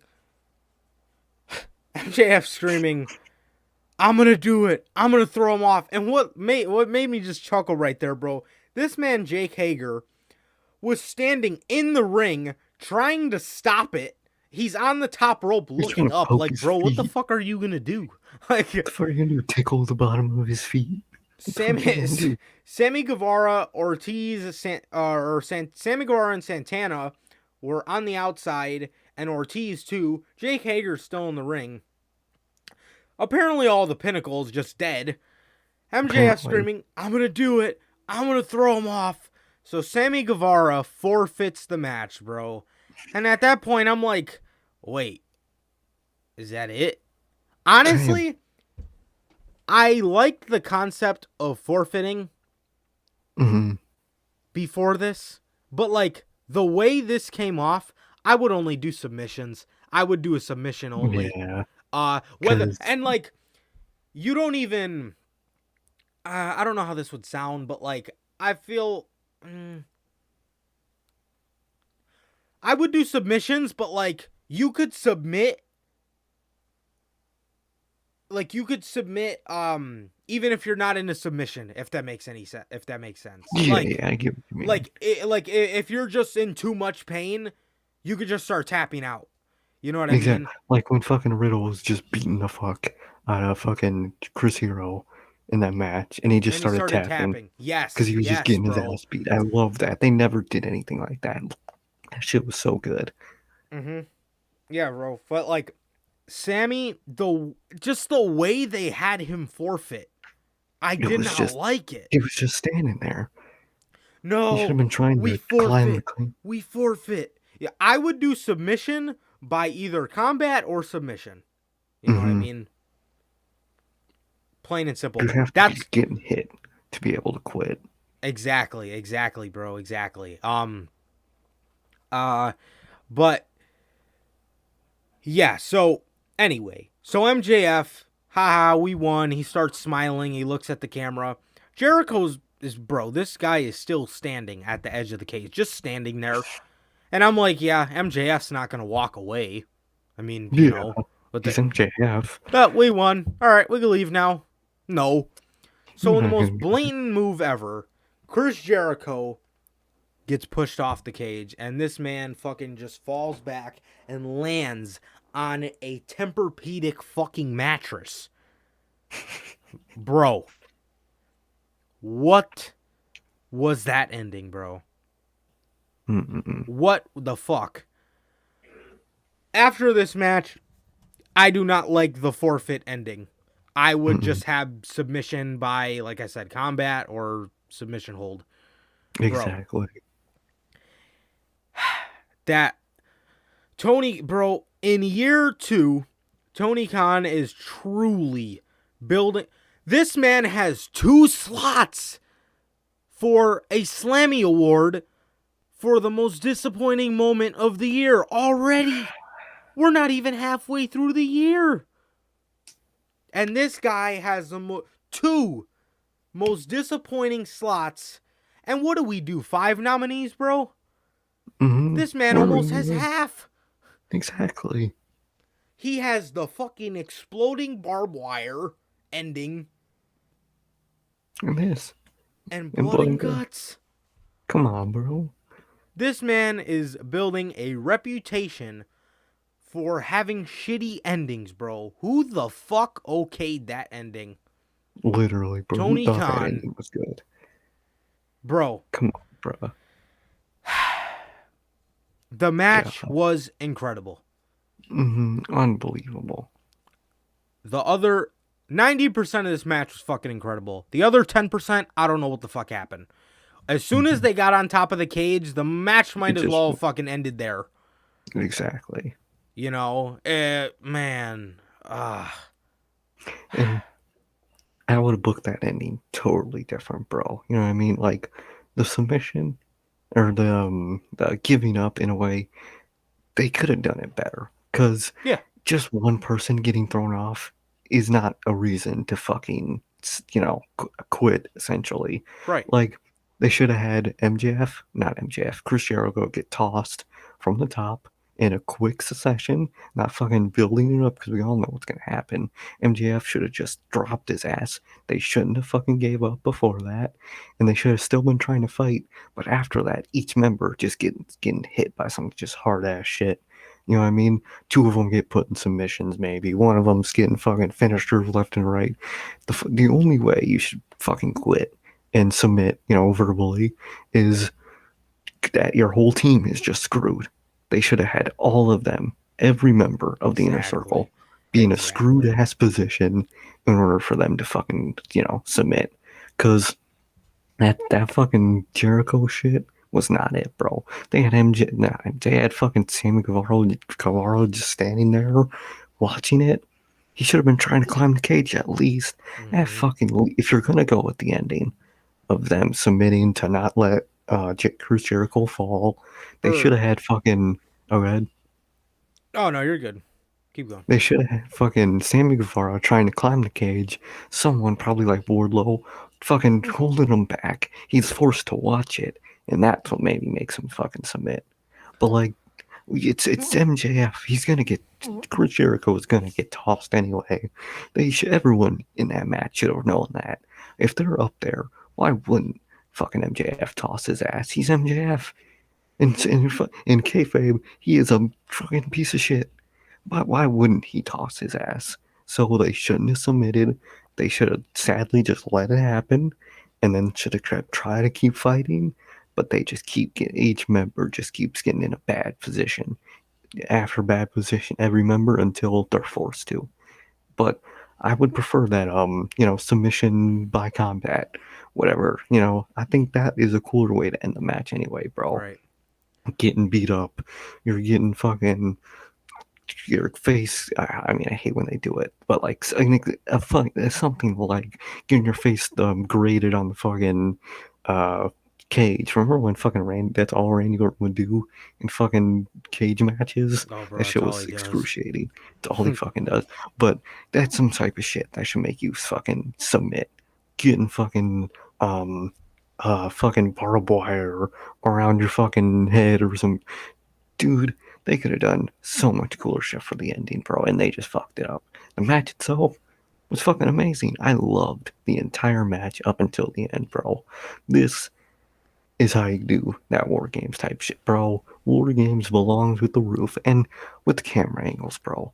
I would have loved to see MJF and Chris Jericho on that roof from the perspective of in the ring. I would have loved to see that, the camera just panning up and you could just see him walking around chaotic as fuck, bro. That would have been so dope. Yeah. And bro, they literally said the match is still going on in the ring. Show it to us.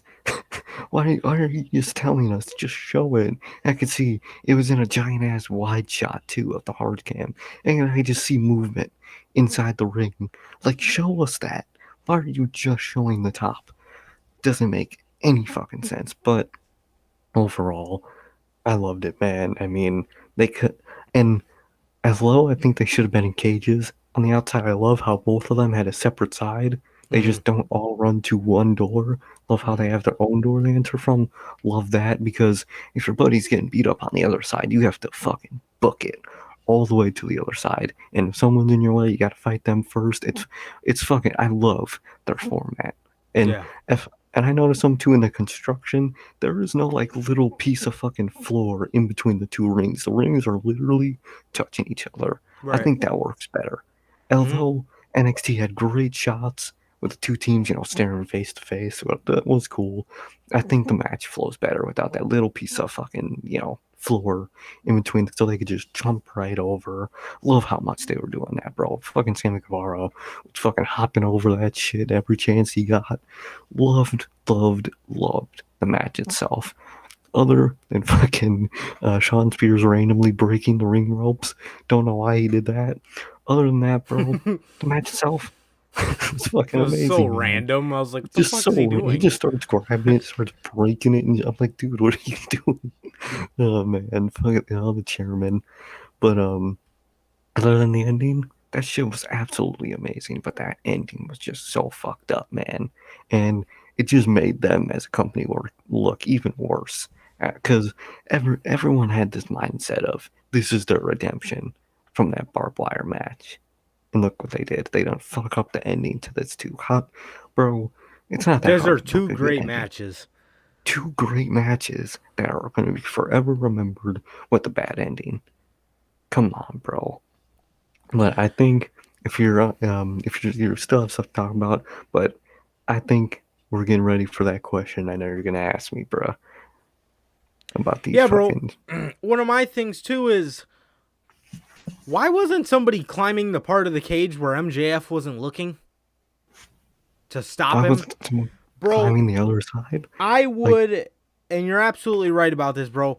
I would have had the inner circle forfeit when every single member, something doesn't sit right with 4 guys being fresh, and one of them's taken out, and they got a forfeit. The other 4 guys were just standing there, like, they were still ready to go. But 50-year-old Chris Jericho fucking gets thrown off the top of the fucking cage, and oh my god, Oh my god, we gotta step. He's fucking doomed from. He's doomed from climbing up there. The second he climbed up there, he doomed himself. So, just continue. Hated that. Hated I that would have shit. had every single member of the Inner Circle beat to a fucking pulp. I would have had them beat the shit out of Chris Jericho some more. I would have had Chris Yeah, Jericho forfeit by being choked with the rope. that's true. That would have been something good. I would have had Chris Jericho fall off the cage. Sammy Guevara ends up fucking getting taken out. Maybe you throw him through the fucking top of the stage or the top of the cage, I mean, or something, bro. I would have had all five of those Inner Circle members beat to a fucking pulp to the point where they didn't have anybody else to beat up, so they went back for Chris Jericho, and they started beating the shit out of him again. And I don't know, you could have choked him with the rope. You could have, I don't know, anything, but something just does not sit right with all four of the guys except for Chris Jericho being completely ready to go. They still had a lot left in them. Exactly, and it just ends. Yeah, bro. I don't know, man. I don't know. Man, they could have did that way better. Way fucking better, bruh. You know what I mean? Mhm. They could have storyline broke somebody's fucking bone and made them forfeit, or Yeah, bro. everybody Totally. in the losing faction has to be beat to a fucking pulp for them to Exactly. forfeit. Because that They could shit have. was just ridiculous. From the looks of it, the Pinnacle looked more hurt than the Inner Circle did. All four of Yeah, those guys, except for Jericho, were or out and beat up. about. They were running Mhm. around. They're trying to stop MJF. They got a lot left in them. But just because one member is fucking about to get thrown off a cage, we gotta throw away the whole match? Like they could have gone on a little bit longer, bro, and they shouldn't have ended it like that, bro. They could have had Hell fucking no. Mr. Chairman, since he was fucking destroying the ropes, he could have like tied someone, like legs to the rope maybe, and he's just hitting them with the fucking steel chair repeatedly on someone out, and Wardlow could have been just fucking brutalizing the shit out of Jake Hager, throw him against the fucking cage, almost breaking the cage, while fucking FTR are really fucking up, fucking Santana Ortiz, beating it. Like they could have done so much with each guy to where Sammy Guevara is forced to forfeit for the team, where he's just like, I can't let my friends suffer, let every one of them suffer like this. We gotta end this shit. Every one of them should be getting their ass beat when they fucking forfeited. Or Every single, yeah, not just, yeah. since I also thought Jericho should have been the one to It should have forfeit been Jericho. It should have because been. because the whole time they said Sean Spears said this man, and he pointed at Jericho, is leading you into very deep waters. And I would have had everybody beat to a fucking pulp to the point where Jericho finally realizes He's right. I led these guys into very deep waters, and now everybody is completely beat the fuck out of. He would have been thrown off a cage. He's aching. He still is getting the shit beat out of him, and finally says, "Okay, Exactly. I we're submit. done." Yeah, I forfeit. yeah, bro. Yeah, They fuck, man. It should have been Chris Jericho to say it too. It really Yeah, should have, not because Sammy that's what they Guevara. broke it up to. Not saying, oh, because he's the heart. I don't. Okay, doesn't mean he should fucking. He should be, since he's the heart. He should be the one that's not ever gonna That's submit. fighting, You know what I right? mean? Exact. Exactly. That's the hardest fighter. Like, he'll take the fucking worst fucking hits ever to fucking for this team. Not the opposite. Hmm. Not doesn't make any sense. Yeah, bro. But yeah, those were the negatives to the match. But as for the Mhm. positives, bro, there was a lot, because this blood and Lots of guts, the match, 90, like I said, bro, 90% of this match was fucking incredible. Loved it, bro. Mhm. So now for the big question, bro. Who did it better? NXT with War Games or AEW with Blood and Guts, bro? Who do you think? Mm. Damn, it's tough, bro. Because although I mean, NXT is very overpolished with their war games. Not a fan of the structure. Don't like that it's ruthless. Don't like how clean it is. There Yeah. were some great moments, but I think in the format overall, who has the better format of a war games match? Is it war games or blood and guts? I gotta give it to blood and guts, bro. That structure belongs with the roof. It Yes. belongs in that brutal ass. It was sloppy in a good way. It was Oh, fucking. I was gonna say the same thing. It was so sloppy because everyone was fucking bloody. Everyone was probably in a fucking daze. It was beautiful. It is truly what when I would see old clips of war games building up to the first war games match. Blood and guts is what I thought was gonna happen. I Yeah. mean, as great as Sanity were in that first War Games match, Blood and Guts, I gotta give it to Blood and Guts, bro. I mean, the format's better, the structure's better, the way they present it is better overall, man. I mean, I love the fucking the death sirens for War Games, but other Hmm. than that, that's the only cool thing they do about War Games. Other than that, in terms of like everything related to the match itself and structure, the build up, the aura around the match, I gotta give it to Blood and Guts. Of But course, what bro. about Of you, man? course. I am a huge fan of the beginning war games. The first one. The first one, the second one, and the men's one we went to. Uh, Mm-hmm. the women's war games, to be 100% honest, I never Mm-hmm. really been too into them. I mean, Could have went without them. uh, other than one spot EO had in the one we saw, Yeah, I don't really see too much like crazy cool spots out of them. But the first one was, I think, the best war games match. The second one was fantastic, and the one we seen, the third one, was great.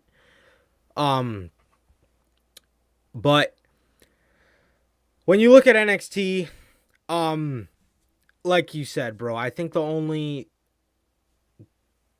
edge that I would give them over AEW's whole presentation of war games is the death sirens. I love those fucking so, sirens, bro.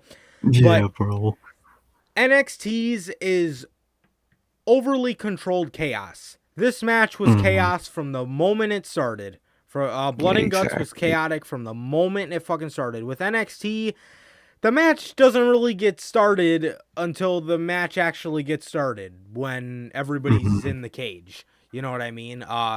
And even when it is 2-on-1 or 3-on-2 in war games, it still just kind of feels like they're slow pacing the match and they're easing Exactly. into it. But with this one, it was kind of just Just right like out the gate. both of the factions were just like, fuck you, like let's fight. You know what I mean? And they Yeah, did. let's fucking do this.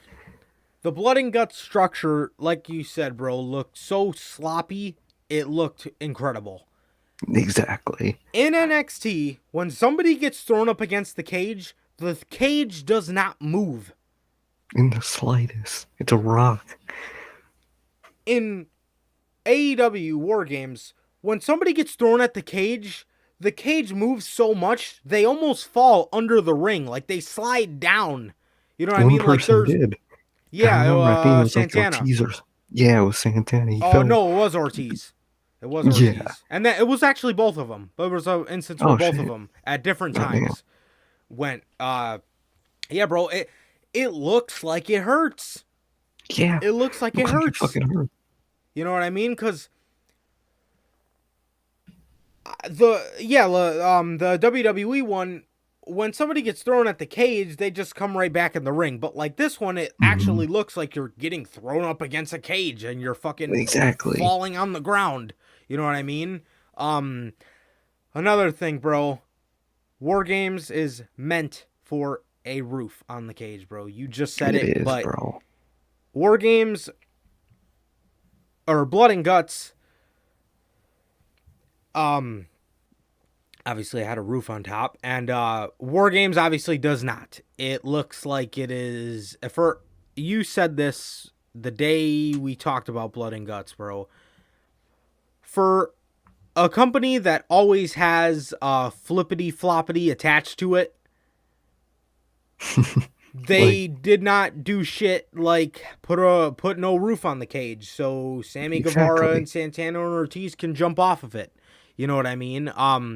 There's a roof on the cage, and even a guy like a true high flyer would innovate, and that's what Sammy Guevara did. He innovated, bro. He fucking created shit to do that was high flying and amazing.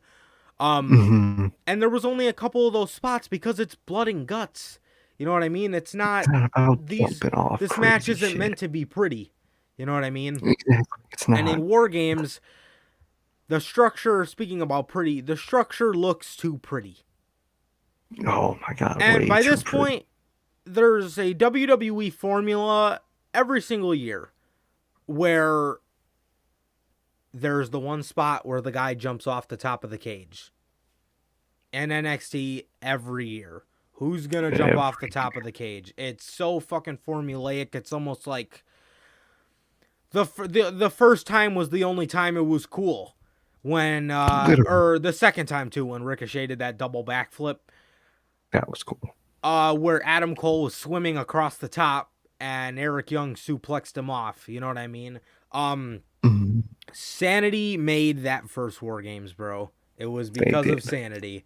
I understand it was the UE's coming out party, but Sanity. That was Sanity's moment. Yes, that was, yeah. And it helped that they are a chaotic faction, so to speak. But they were, at least. But yeah, bro, I loved Blood and Guts, and therefore the edge goes to Blood and Guts because 100%. like NXT's, I would say, although it was great in the beginning, the one with Pat McAfee, bro, kind of killed it, and the women's one we seen was like but the men's one we seen was pretty good.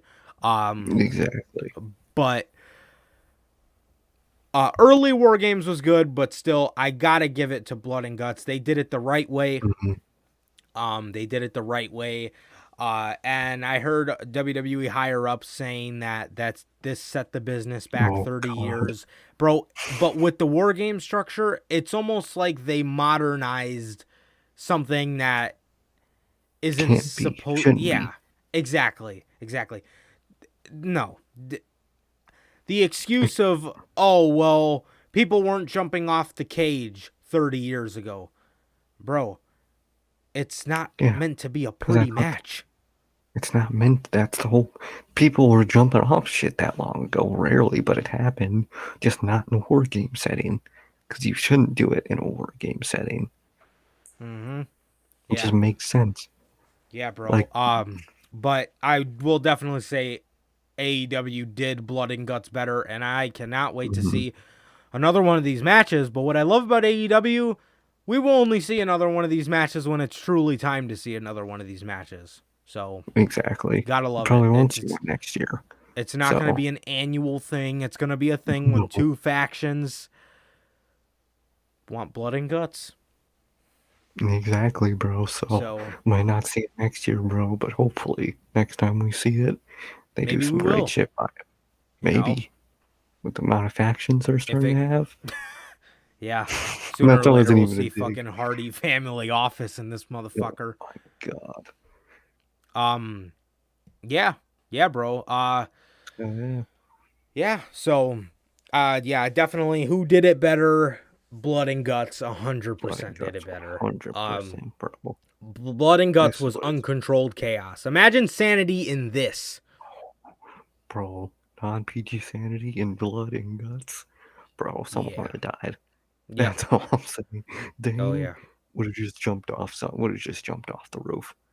Just somehow. He would have just hopped right off with someone. Something like that. But he would have cross-bodied someone right off that fucking roof. It would have been unbelievable. Yeah, man. I love this. I love this Blood and Guts, bro. I'm a fan, like I said, of the earlier War Games, but whatever they did last year with Pat McAfee just wasn't it. It was not it, bro. And once NXT started becoming a mainstream thing, it was kind of the one we seen. Although it was a good match, They just threw a bunch of people in there to face It was Undisputed. kind of just thrown together, bruh. Ciampa They was just should going around asking who wants to fight in War Games with him. I will. they should have done Sure. UE versus You know. Imperium. That year, 100%. 100 fucking percent they should have. I'm still mad about that. Fuck. Bro. God damn it. Oh, Why'd you man. bring that up? You would I'm have still to mad watch about this that, bro. live. God, imagine hearing a God damn. Walter chop, bro. In War Games. Bro. And Wolf would have been back in there. Oh, man. Wolf would have been, man, that would've After been he almost amazing. killed himself in the first one. Oh my god, yeah. The first War Games Rush. was so good, we thought that Alexander Wolf died. We legitimately thought that man died. I remember that. Because he was just in the corner, slumped at the end Bro, of the this match, man bro. did not move like the last 5 minutes. He Did was not move. Bro, that shit was brutal. Loved it. This man was in the Yeah. corner just. Dead. It was Awesome. great. Blood and Guts 100% over War Games. Blood Blood and and Guts, Guts, I would say for definitely. sure. Yeah, man. Mm-hmm. Yeah, and that is the Blood and Guts edition of Notorious Unscripted, ladies and gentlemen. I hope you guys do like the backdrop. This shit, I'm It is a amazing. little sad that we won't be able. Well, one day we'll be able to use it again. Maybe, hopefully. But yeah, bro, I cannot wait to be talking about which Blood and Guts was better, this one or the next one we see, whenever that may Next be. one. But I love how AEW is doing these big matches when it calls for it. It's going to keep it fresh. It's going to feel like a big match feel. Good on all around, bro. Do not do shit like this annually. That's why me and Sir K have always said, take away, you could keep Elimination Chamber, but just make the matches better, honestly. Yeah. I think Elimination Chamber works as every year thing. Yeah. But like, I don't know. Everything else, Hell in a Cell, Steel Cages. Hell in a Cell, Extreme Rules, all those gimmick fucking pay-per-views, TLC, gotta go. Gotta go. Gotta go. Have these Don't- matches when it calls for it. And that's what I love about Blood and Guts, bro. Exactly. They're not going to do this every year in May. They are going to do this whenever two factions have a beef big enough that it has to be settled in Blood and Guts. Similar to how WWE used to do Hell in a Cell. Obviously, Exactly. now they've took on a life of their own with it. But yeah, So- bro. Yeah.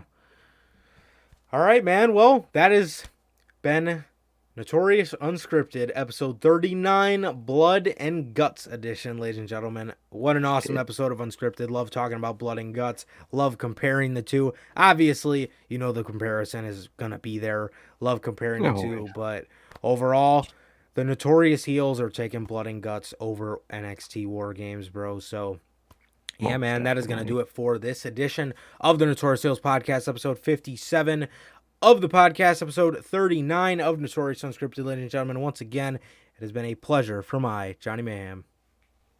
And I, Sir K. And that is going to do it for Notorious Unscripted Blood and Guts edition, ladies and gentlemen. Please like, comment, subscribe, and we will see you guys on Friday with the news and WrestleMania Backlash predictions. Peace.